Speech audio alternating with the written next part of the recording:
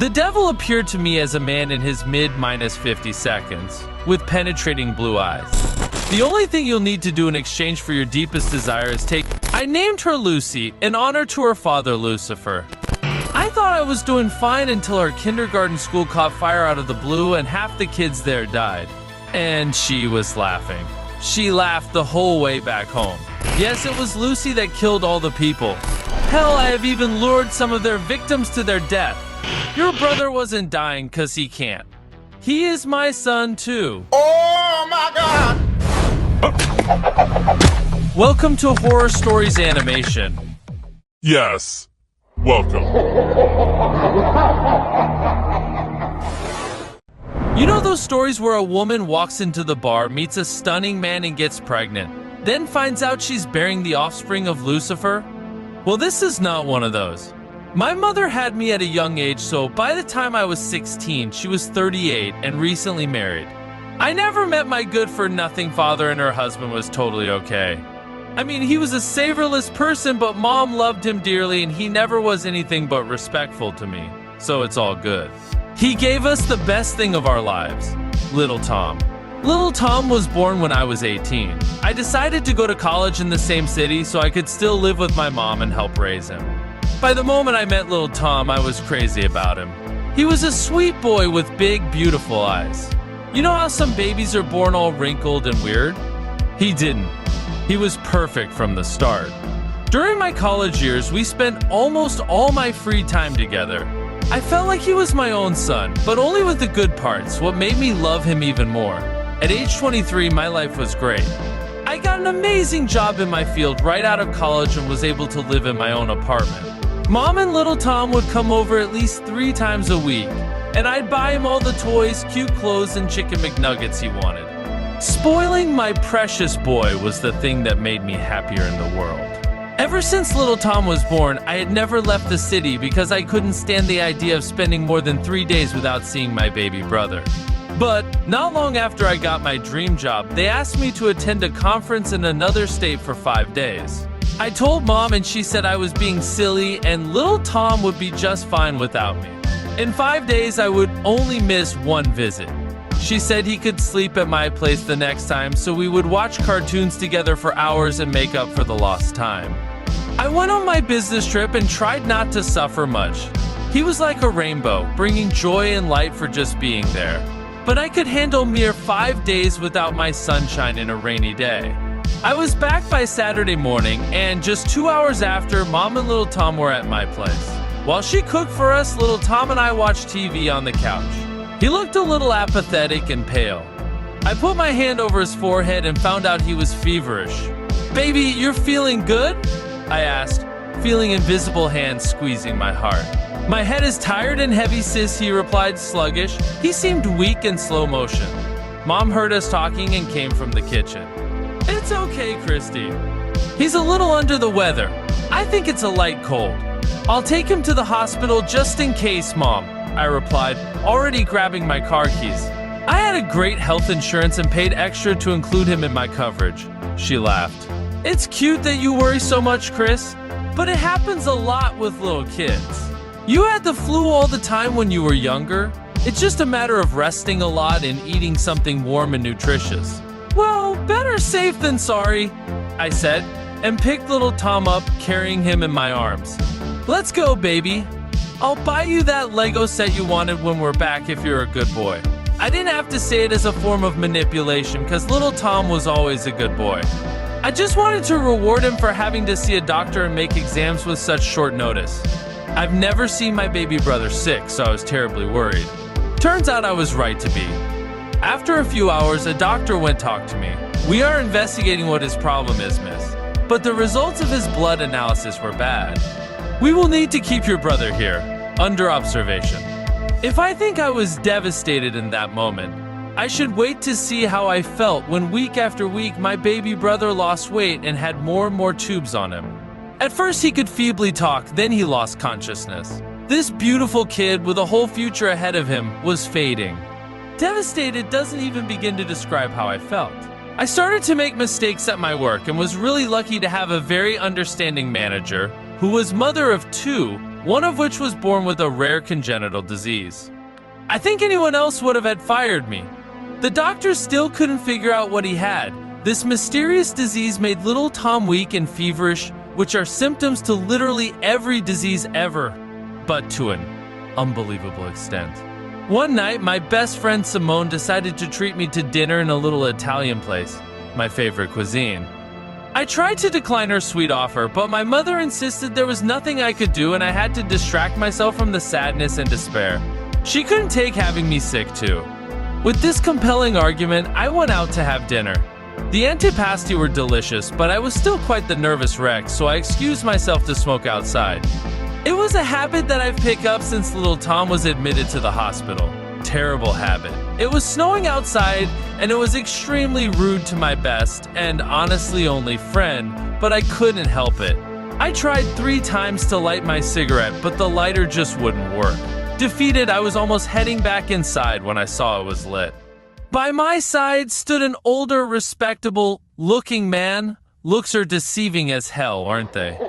He was dressed in a total normal way, wrapped up in a common long black coat, normal pants and shoes, and wearing a gray wool cap. Oh, thank you. I glanced him real quickly, and then my gaze wandered again, not paying attention to him at all. Your baby brother is sick, and you think he's dying soon, right? Despite the interrogative tone, he was 100% sure of this. He didn't need confirmation. I immediately knew he wasn't someone that knew me from the hospital, or a nice father who would recommend me a good doctor. The devil appeared to me as a man in his mid-50 seconds, with penetrating blue eyes. He was good-looking, but in a paternal way. His face was a little chubby and his smile warm. I don't know how I knew how he was, but his presence was unbearably strong, in a weirdly peaceful way. It's like I knew he would solve my problems before he even spoke. When I finally looked at him with all my attention, I noticed he had a velvety burgundy blanket in his arms and held it like you hold a baby. Yes, Christy. It's a baby, he said very matter-of-factly, showing me a tiny girl that couldn't be more than a few weeks old. I just looked at him expectantly.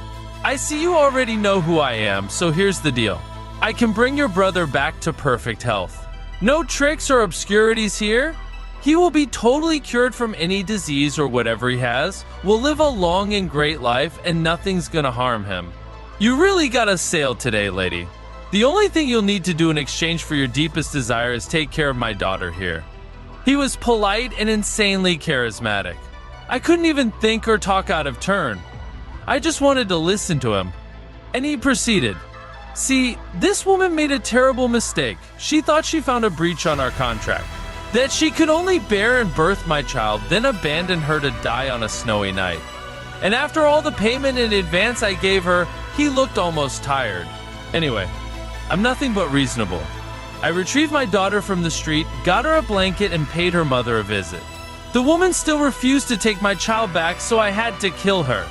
Now you can be really happy just because I think prolonged exposure to babies is a pain in the ass. So, Christy Abrams, will you save your brother and raise my daughter? The whole interaction lasted less than 3 minutes. I finished my cigarette, he told me to, as I almost threw it away in the middle, and took the baby in my arms. He said, I'll be watching you, turned his back, started walking, and disappeared after 2 seconds. I entered the restaurant screaming that I found a baby and really wanted to keep it. Simone told me we had to tell the police and have the baby checked, and the rest of the night was a blur. I may or may not have eaten pasta and drunken wine afterwards. All I know is by the next day, the baby was declared totally healthy and I started the process of adoption. The devil had killed the mother in a way that looked like suicide, and even wrote a note about leaving her baby in the snow to die. It didn't take long for the police to connect the baby to the woman, and since she didn't have any family, it was easy for me. I had a great job, no mental issues, no criminal record, and perfect personal background. The baby had no family, so it was easy to get the provisional guardianship and then the definitive just a while after. I named her Lucy in honor to her father, Lucifer. Little Tom's health miraculously improved. In the same day I adopted Lucy, he was awake again. My precious brother was released from the hospital with a clean bill of health mere 6 days after that. For the first years, my life was joyful. I would never love anyone or anything nearly half as much as I loved little Tom, but I learned to love my daughter Lucy in the blink of an eye. She was a smart, beautiful, and healthy baby, and I couldn't ask for more. The fact that Satan was her father was just a detail. He was very gentle to me, so I did my best to raise his girl to be gentle as well. I thought I was doing fine until our kindergarten school caught fire out of the blue and half the kids there died. And she was laughing. She laughed the whole way back home. I had a glimmer of hope that somehow the arson was unrelated to her, and she was laughing because she was only 4 and too young to understand what just happened. But the next day, her father showed up at my workplace. This time, the devil appeared to me as a handsome, very well-dressed young man. All my company workers were impressed. He politely asked my manager if he could steal me 15 minutes earlier to have lunch with him, and, like everyone else, she was hypnotized. She told us to take all the time we need. As we walked down the street, he said, "Well, you're welcome for me making you look good." I laughed. He wasn't sexually appealing to me, but damn, he was incredibly charming. I found my mouth thanking him wholeheartedly before I could even think. As we sat in a fancy restaurant, he was straightforward. Yes, it was Lucy that killed all the people. Yes, you still have to keep her. No, she will never ever touch your brother. I was horrified, but relieved for little Tom. Since I work and my mom is a stay-at-home mother, they spend the most time of weekdays together. I've honestly lost track of how many people Lucy had killed. I became cold and insensitive. Other people's lives don't matter much to me anymore. I would never personally kill someone, but I have covered my daughter's tracks time after time. I have tampered with crime scenes. Hell, I have even lured some of their victims to their death. And today she's only 13. She still has a long way of evil deeds and murders to go. I'm sorry about that, but little Tom's life is worth more than anything to me. Having to raise a literal devil and let her kill every random person she wants is a price I'm willing to pay for him. That's why I know you all gonna understand what will happen next. You see, today the devil showed up again. This time, he looked like a stunning woman and was laughing with a gusto I've never seen anyone before. Christy, you're raising my daughter so well I even felt guilty about my little prank. Little prank? You see, I just really wanted someone to keep my child. Your brother wasn't dying 'cause he can't. He is my son too. Oh my God! He. What? Little Tom, I asked, but how? No, Christy, I'm not your stepfather. The devil has too many faces. One of them happened to be a nurse who exchanged the babies. And your mother knew. She promised to raise a child of mine when I cured you a long time ago. Oh God, oh Jesus. Oh my God! If you're wondering, your illness was the real deal. That's why little Tom was so captivating. So charismatic. Like the devil. Oh my God. The fever and weakness is the awakening of their powers. He hasn't used them much since that day, but as we speak, Tom and Lucy are sacrificing your mother to increase their strength. Don't worry, she has accepted it.